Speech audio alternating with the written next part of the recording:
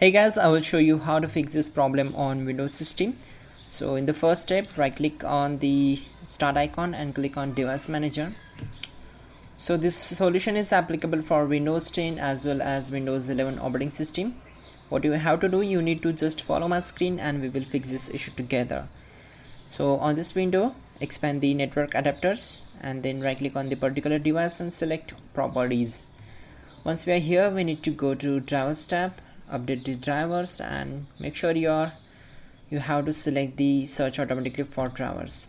If this not work, then select the second option, browse my computer for drivers, then click on let me pick from a list of available drivers on my computer, then select the model, click on next, and once done, close all windows one by one and simply go to search bar, type your CMD, right click on it and select run as administrator, select S.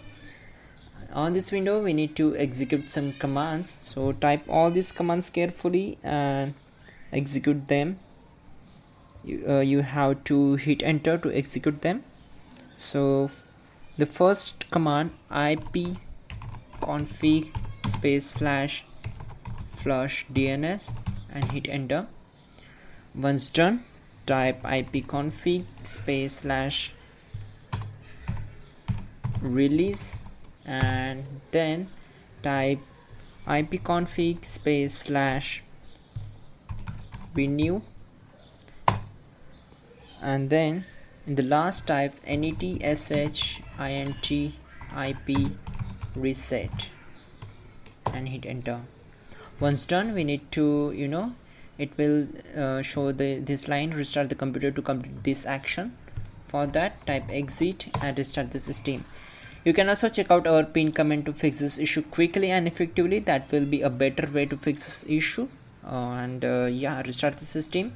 Don't forget to like the video and please do subscribe the channel.